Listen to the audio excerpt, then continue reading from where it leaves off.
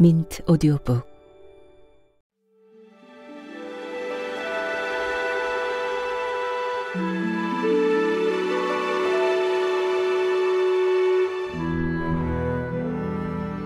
감찬댁의 금음. 이영희.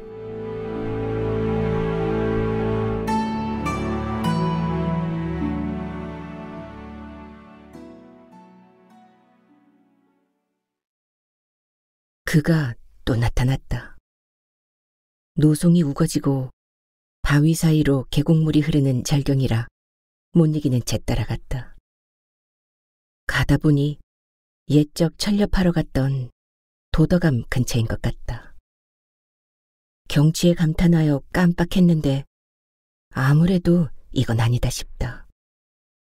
아이들이 꿈속에서라도 아버지 따라가지 말라 하던 소리가 얼핏 떠올라 감천댁은 정신 차리자며 손을 확 뿌리쳤다. 빌어먹을 양반, 내가 따라가나 봐라. 손목이 얼얼한데 창문이 훤해지는 것을 보니 새벽 꿈인가 보다. 어찌 그리 생생한지 감천댁은 멀쩡한 팔뚝을 꼬집어 본다.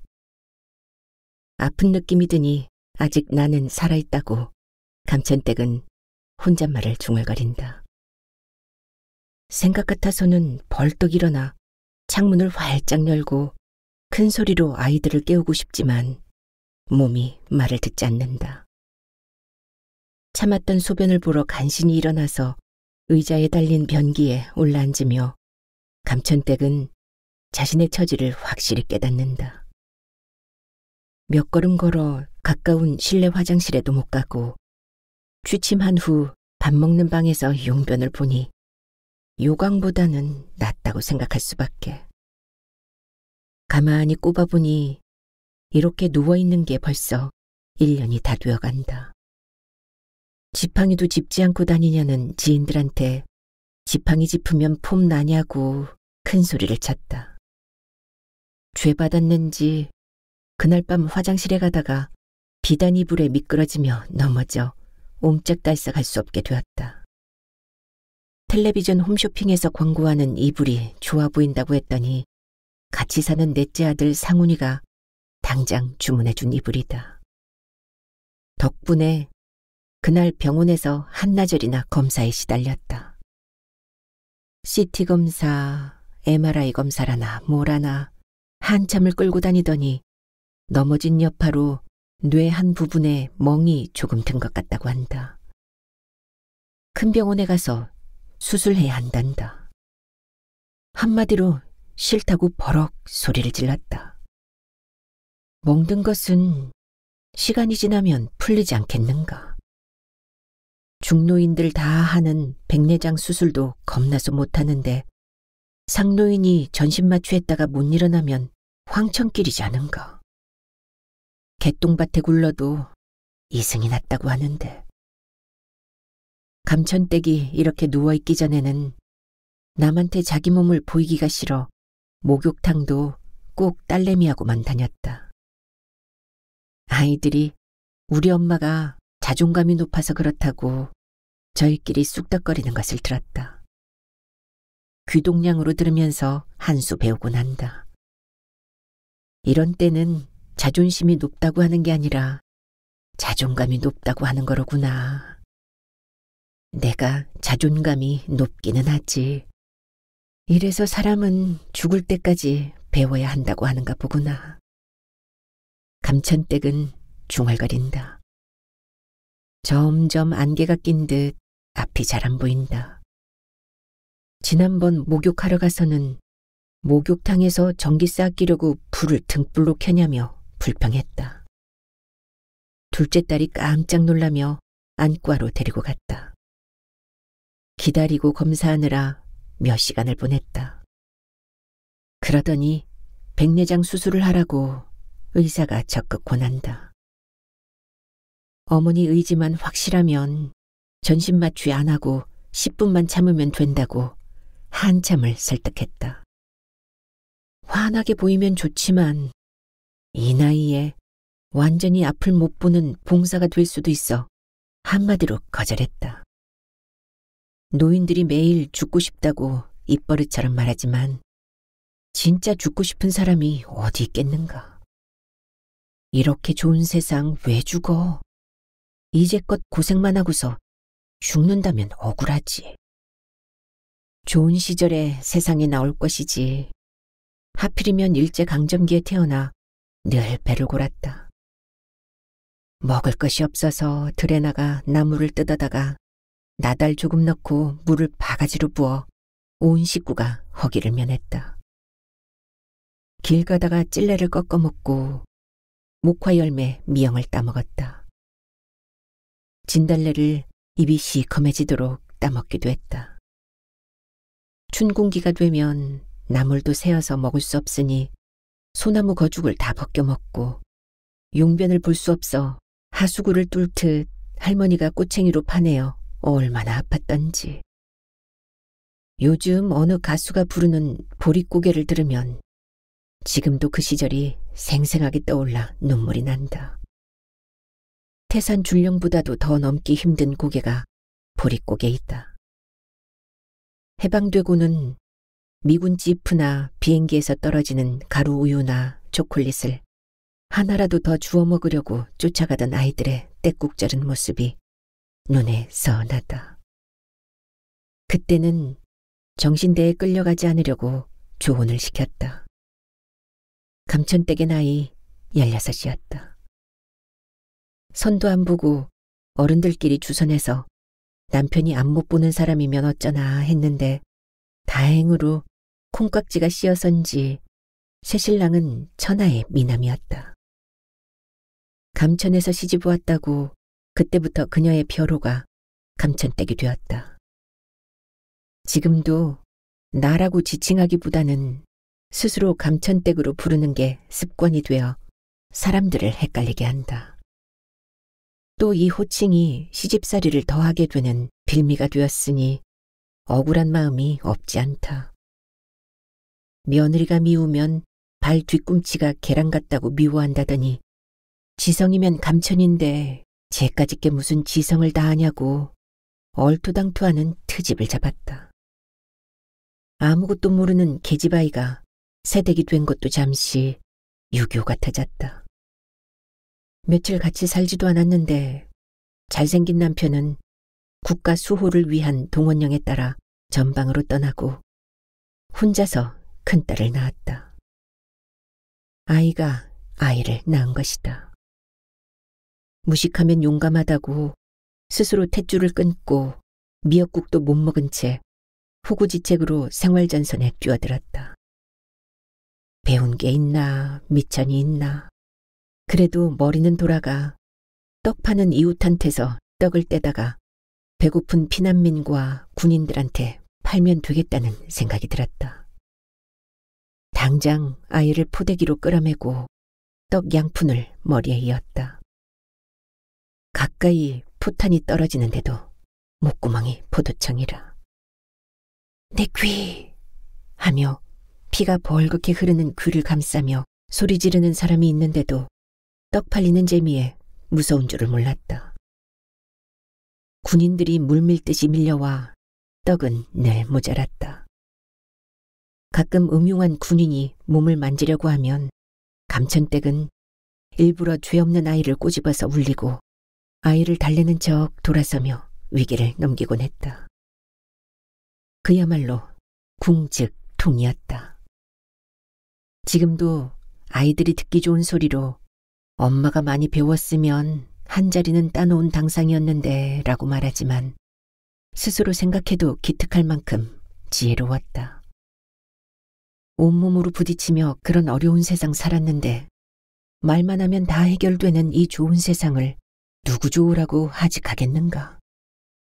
신은 인간에게 모든 복을 다 주면 자기와 동급이 되어 오만해진다고 꼭 한 가지는 부족하게 한다고 하더니 하필이면 가장 중요한 건강을 허락해주지 않으시니 야속하고 서럽다. 온 세상 몸 아끼지 않고 치열하게 살아온 감천댁에게 조금 더 아량을 베풀면 어디가 덧나는지. 하지만 감천댁의 나이가 되면 다 치매를 필수같이 달고 다니는데 아직은 정신이 온전하니 감사해야 할 일이긴 하다.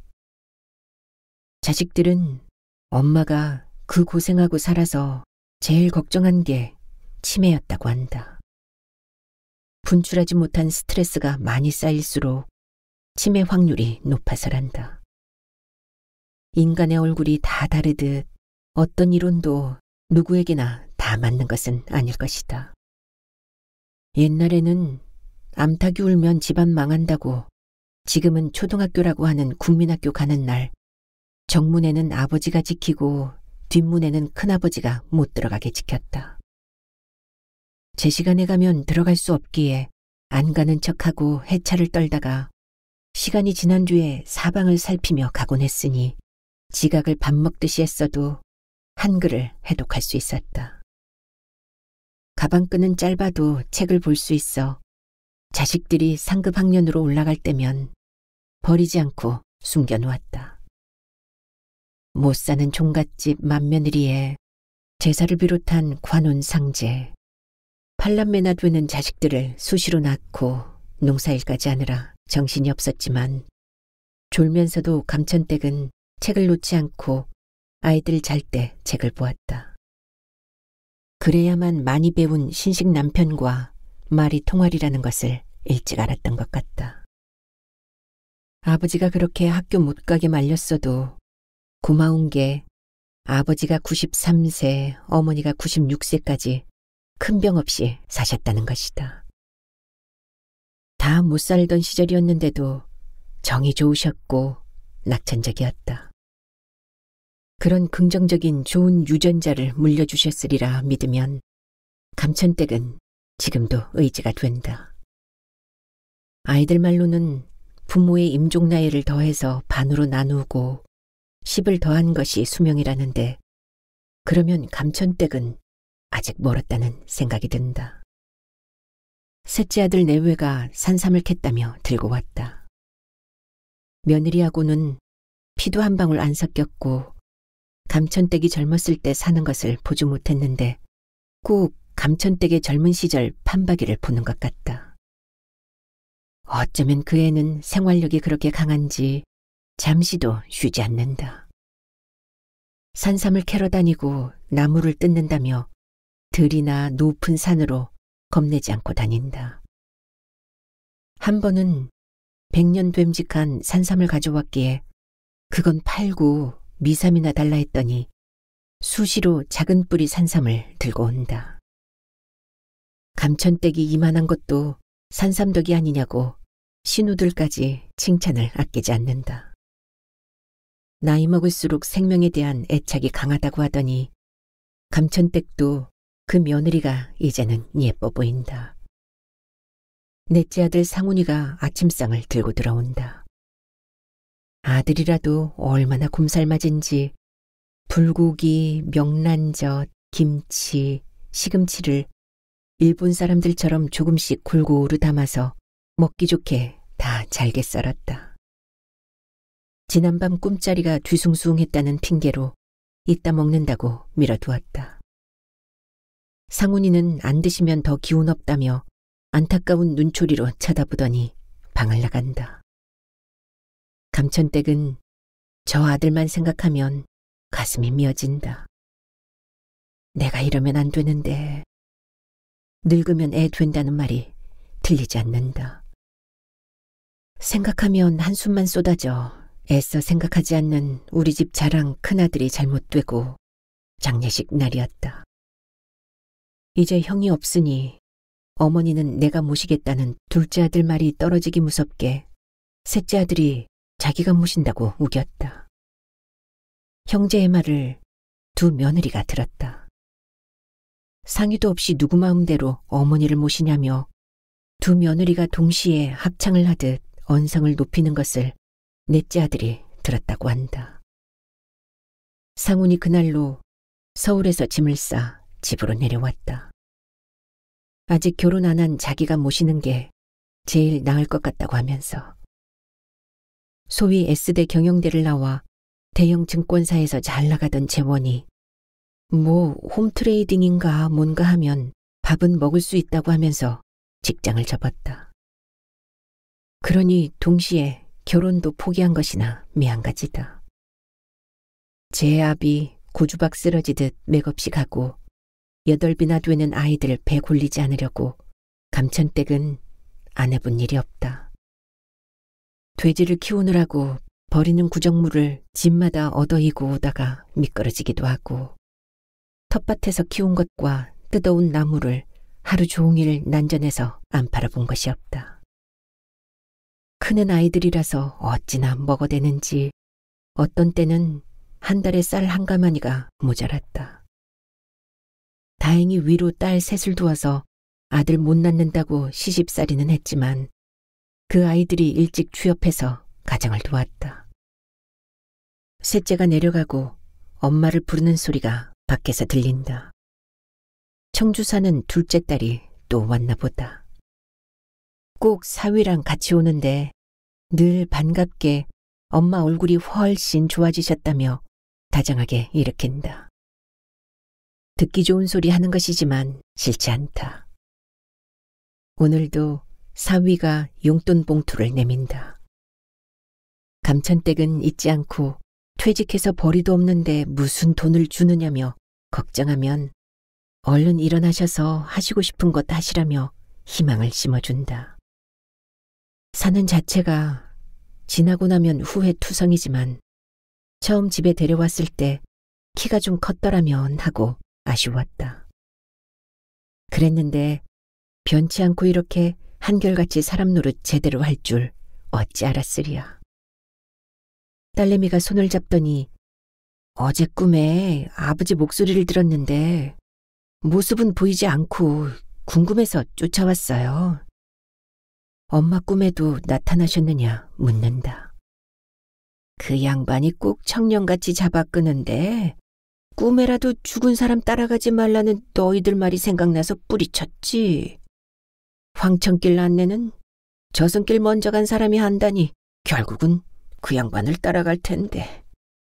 살아서도 너를 얼마나 예뻐했는지 부부싸움하고도 너 하나만 데리고 집을 나갔었어.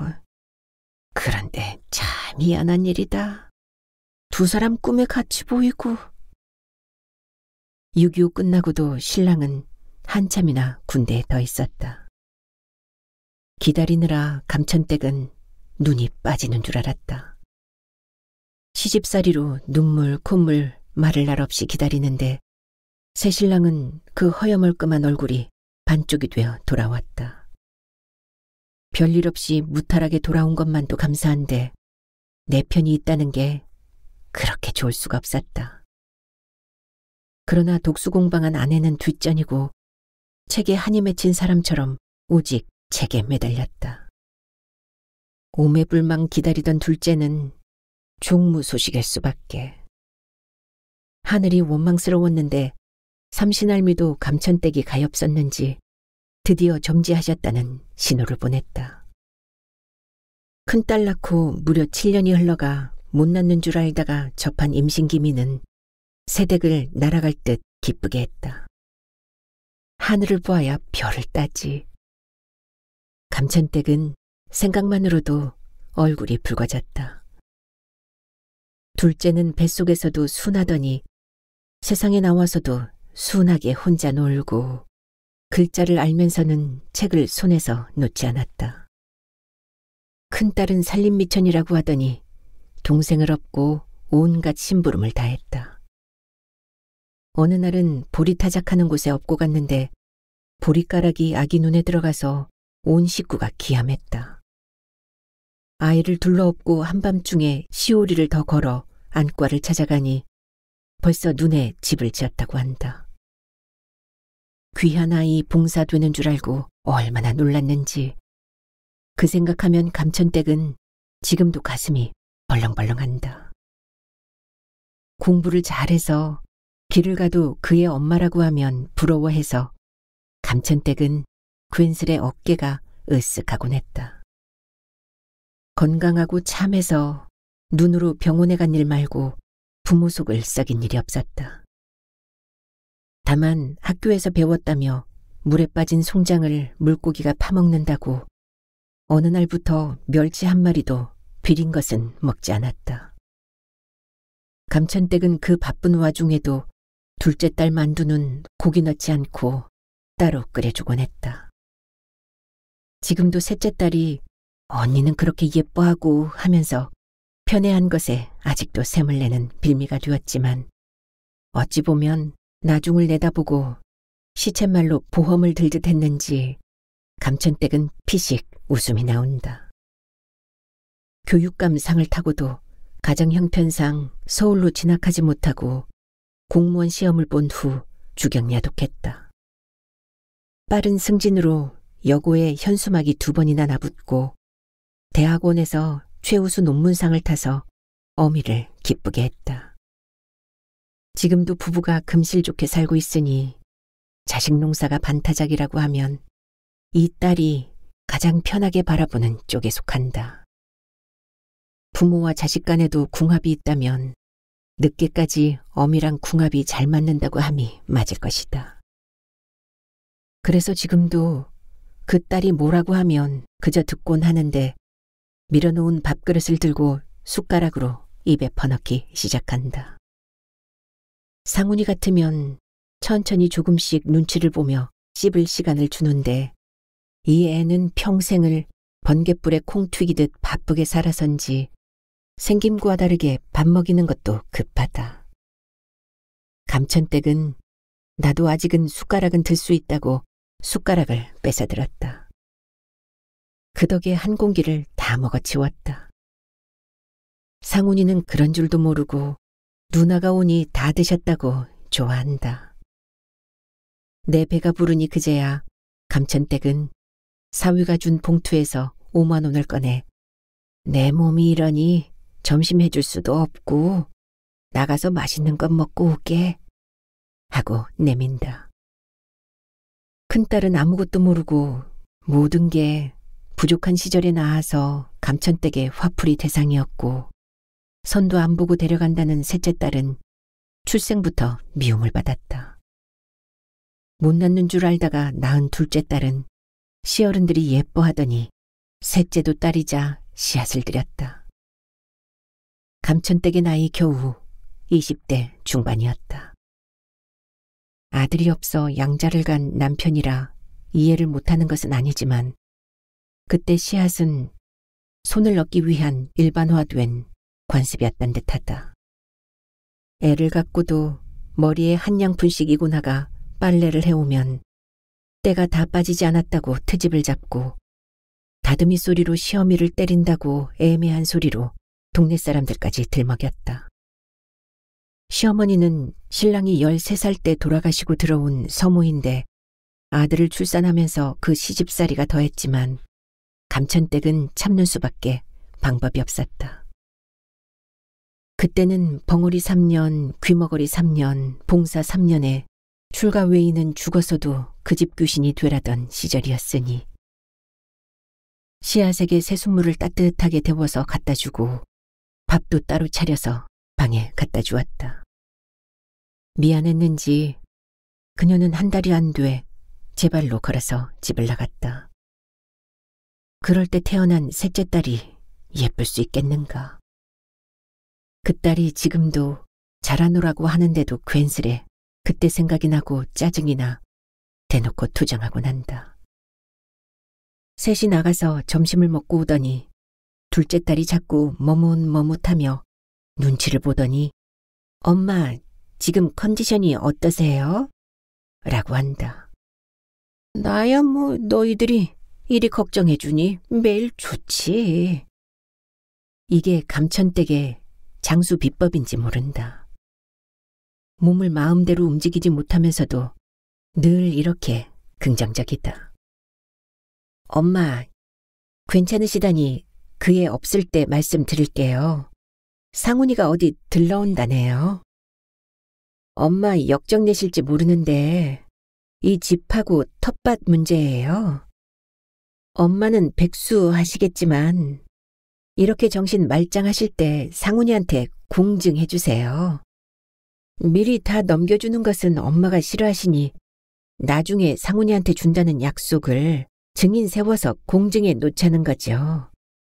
지금 법으로 하면 n분의 1인데 7명한테 다 쪼개주면 몇 푼씩 주지도 못하고 집만 날아가서 우리 형제 자매들이 모일 자리만 없어지게 되잖아요. 나도 다 생각이 있었어.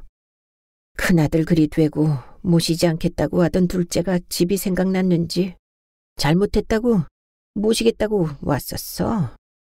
이번에는 내가 싫다고 대차게 야단을 쳐서 이제 오지 않아도 된다고 내쳤다.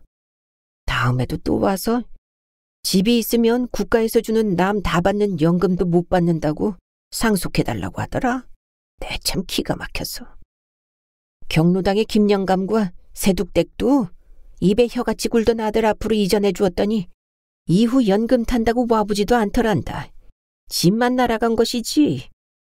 그래서 자식이고 뭐고 눈 딱 감고 이 집을 죽을 때까지 가지고 있으려 한 거야. 한데 저 위 김 원장이 운영하는 보육원에 다녀와서 생각이 조금 바뀌었었다. 세상에 왔다가 빈손으로 가는 인생, 한 번은 좋은 일 좀 하고 가야 하지 않겠나 하는 주제넘은 생각이 든 게야. 너희들 다 밥 먹고 사는데 지장 없으니. 그때 슈퍼에 들러서 온다던 상훈이가 들어서며 아니 우리 엄마 참 훌륭하셔. 그런 생각하셨으면 지금이라도 그렇게 하세요. 저는 혼자인데 삿입에 거미줄 치겠어요. 저축해 놓은 것으로 집 사면 돼요. 라고 한다. 꼭 그런 뜻은 아니잖아. 이 집이 그래도 우리 가족사 박물관같이 손때와 추억이 다 묻어있는 곳인데 없어지면 우리는 어디 모여서 얼굴을 보고 옛 이야기를 나누겠니? 그런 생각을 잠시 했는데 상훈이 네가 그 좋은 직장 그만두고 내려와서 20년이 다 되어가니 마음이 바뀌었다. 내가 쭉 너를 지켜보았잖아. 지금은 몸도 내 마음대로 못하고 모든 걸 네 손을 빌리니 미운정 고운정이 듬뿍 들어 이제는 누가 사회에 환원하라고 해도 내가 못하겠으니 걱정하지 마라. 내일이라도 휠체어 타고 가서 그렇게 하마. 감천댁의 의지를 확실히 굳힌다. 참 우리 엄마 대단하세요. 더 배운 우리도 가까이 있는 보육원 생각 못했는데 그런 생각까지 하시고. 하긴 큰 부자만 사회에 환원하는 건 아니지. 아니 누나, 이 집을 그냥 그대로 보존하려면 집값만큼 내가 돈을 내놓아 형제들한테 나누어주면 되지. 저렇게 착해 빠졌으니 그 좋은 학벌로도 날개 꺾인 새가 된 게야. 그러면 너 어미는 미안해서 저승길 너 아버지 어떻게 만나고 너 누나나 동생들이 너 볼 면목이 없지. 감천댁이 안쓰러워 목청을 높인다. 모두 미안해하지 않아도 되는데 나는 스님 팔자를 타고난 사주라 그런지 엄마하고 이렇게 조용히 지내는 게 좋아요. 하긴 나도 처음에는 너 아버지 살아서 동몽선습을 배우던 참한 김 원장을 네 색식감으로 점찍었어. 그랬는데 네가 이렇게 내려와 내 뒷바라지 하느라 무직이 되니 그건 물 건너갔지. 이 집이나마 보육원 운영하는 김 원장한테 주려고 말을 슬쩍 꺼내보았더니 국가에서 지원을 많이 해준다고 벌쩍 뛰더라. 호랑이는 죽어서 가죽을 남기고 사람은 죽어서 이름을 남긴다는 속담에 내가 잠깐 현혹된 게지. 내 어머니 감천댁이 그런 대단한 생각을 했는지 둘째 딸은 참으로 낯설다. 그저 어머니가 자기보다 가방끈이 훨씬 짧은데도 어쩌면 그리 지혜로운지 경륜은 무시할 수 없음을 체감했으면서 은근히 뒷방 늙은이로 생각했던 것은 아닌지 반성이 된다. 감천댁은 모든 속을 쏟아놓으니 이제 교통정리를 다 해서 죽어도 되겠다고 마음이 놓인다. 모녀는 서로가 친정이라는 말이 있다.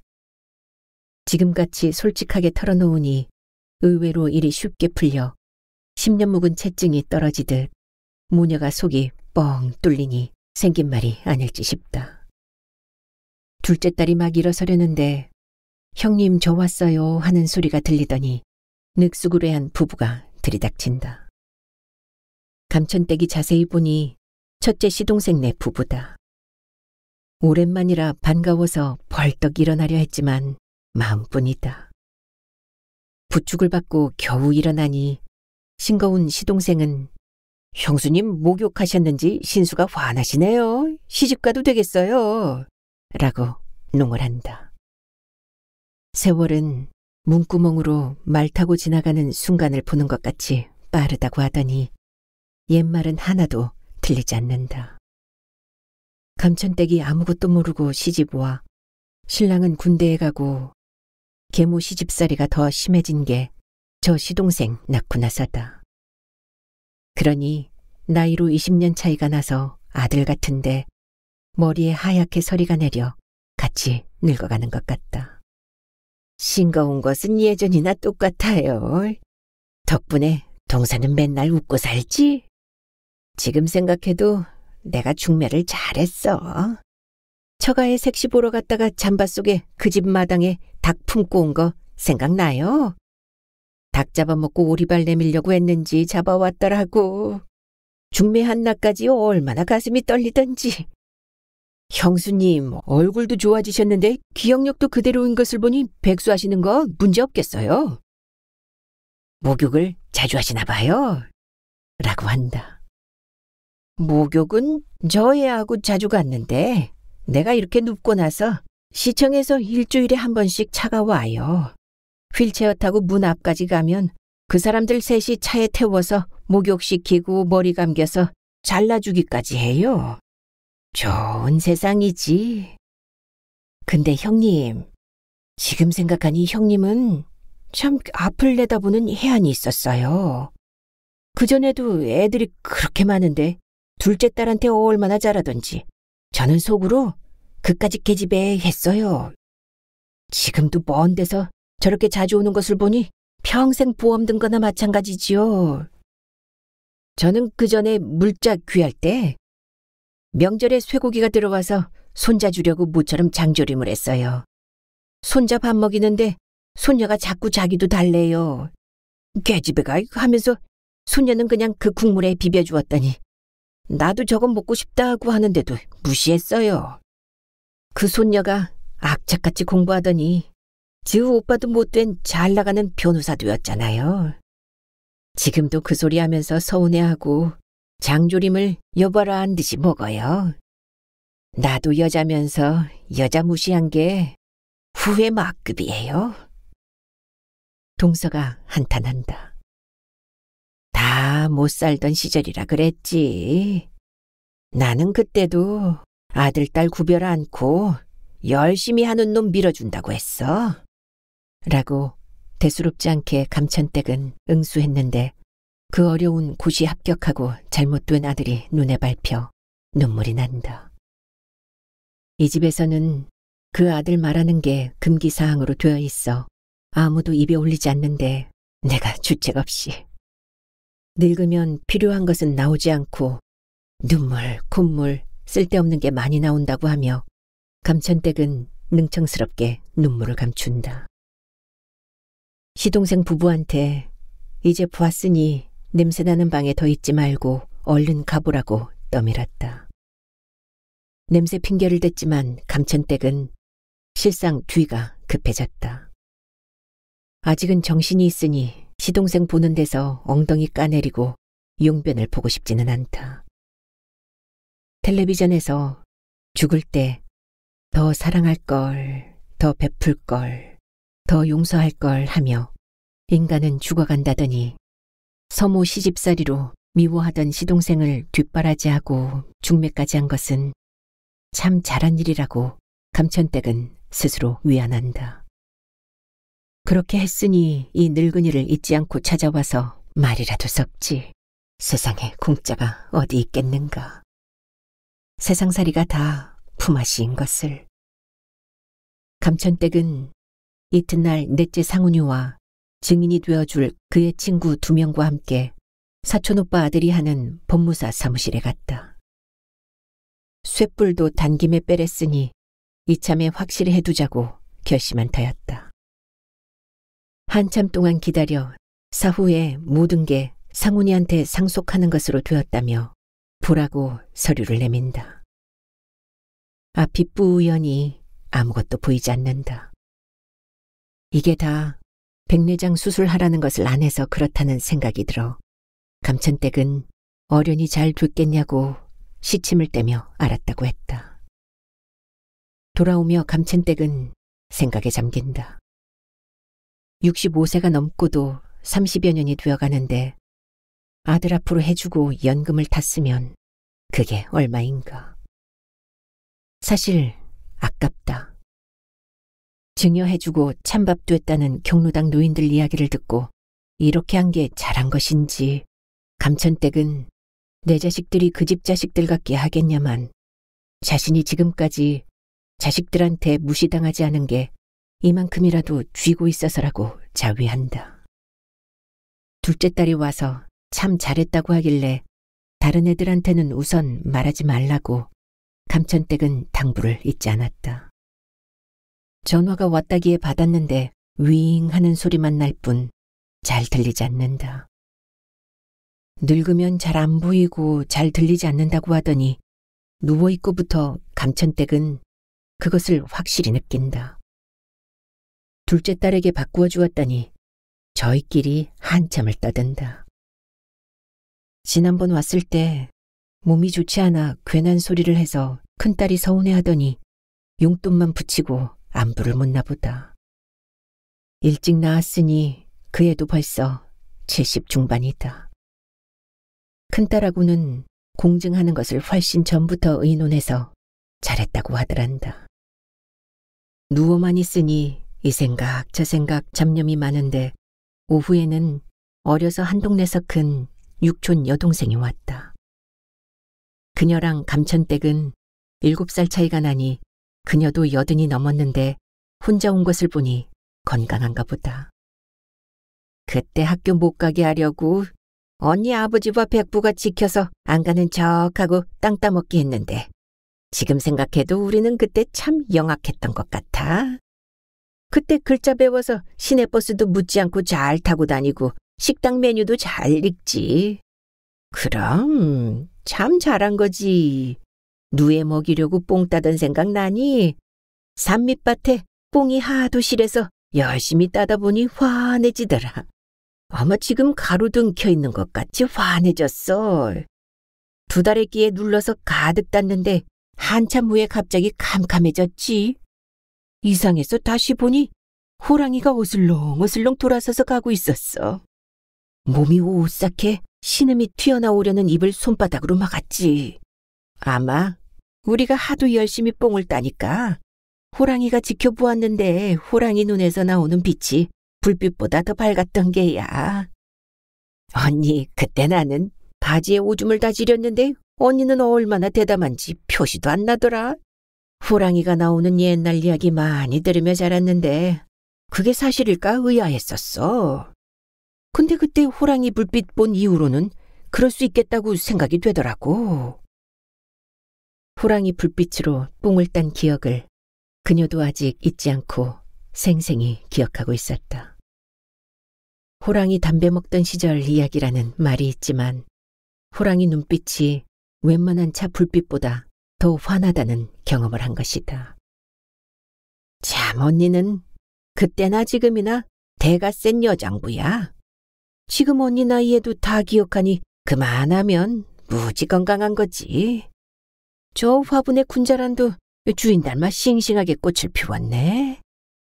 하긴 6.25 때 피난민한테 떡장사 한 사람 있으면 나와보라고 해. 그러니 8남매나 되는 자식들 밥 안 굶겼지. 참 대단해. 육촌 동생은 감천댁과 같이 크며 추억을 공유해서 그런지 말이 통하는 몇 안 되는 혈육이다.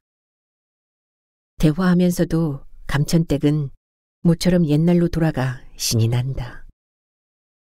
육촌 동생이 돌아간 후 감천댁은 아들이 따로 방에 설치한 텔레비전 채널을 이리저리 돌린다.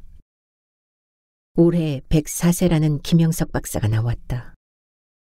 부럽다.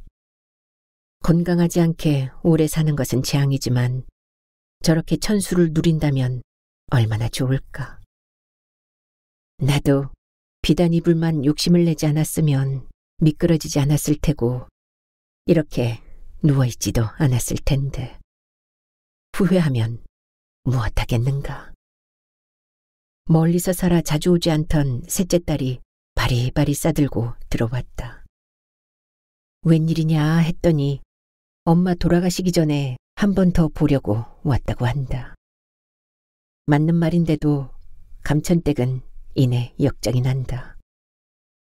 감천댁은 이 애를 보면 지난날 시합 본 기억이 떠올라 괜스레 심술을 부리게 된다.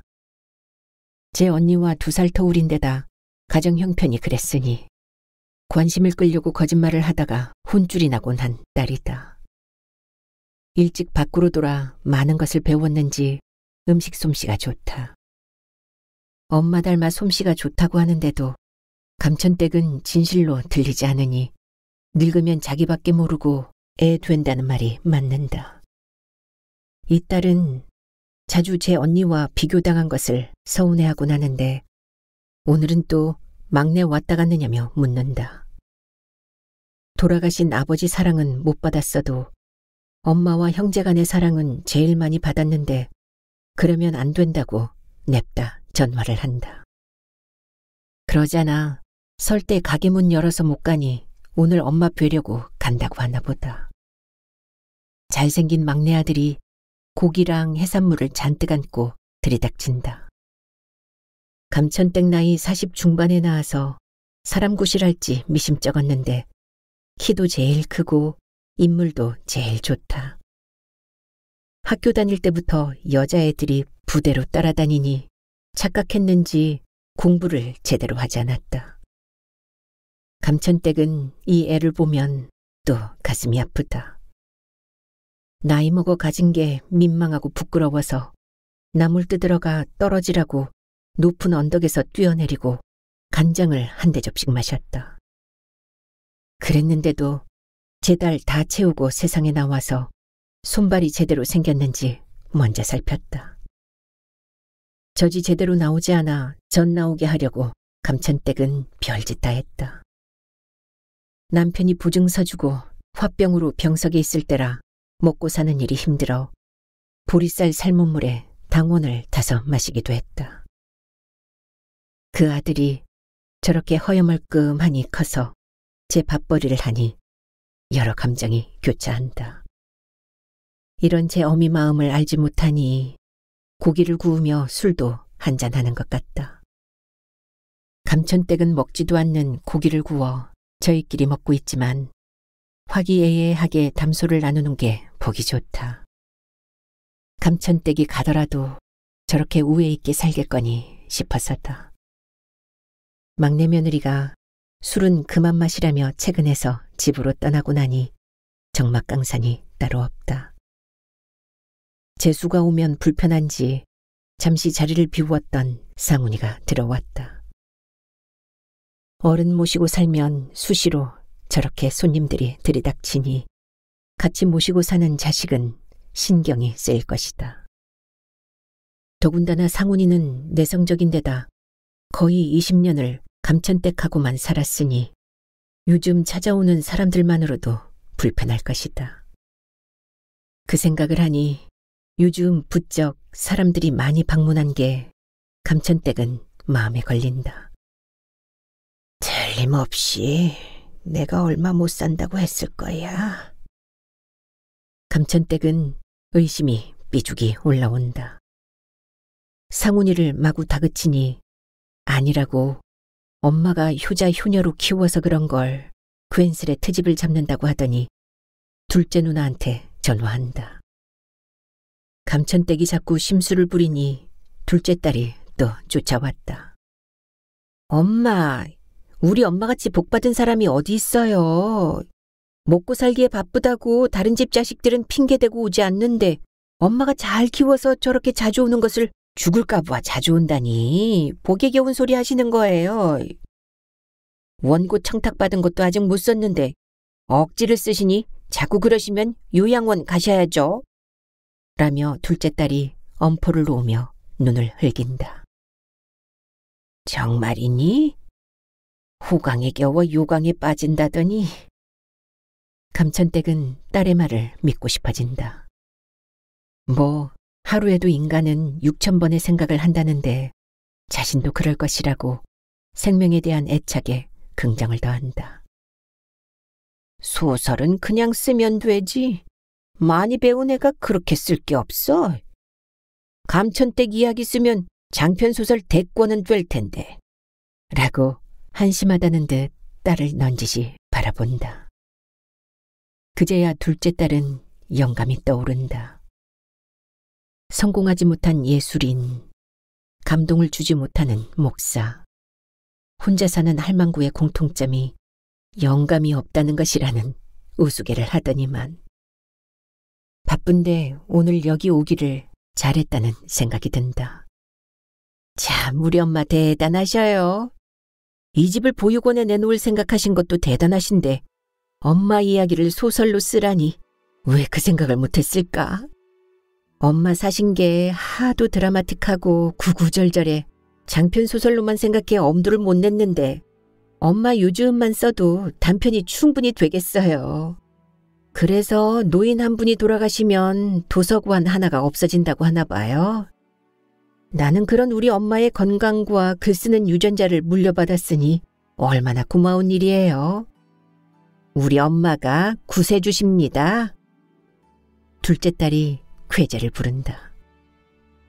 감천댁은 이렇게 누워있어서 자식들한테 부담만 주는 것은 아닌지 생각이 온전할 때는 미안하기도 했는데 엄마를 닮아서 당면 과제가 해결되었다니 모처럼 사는 의미가 느껴졌다. 뭐 삶이 별것인가. 그냥 이렇게 하루하루 살다가 큰 고통 없이 어느 날 그 양반이 데리러 오면 따라가는 게 순리겠지 하는 생각이 들었다.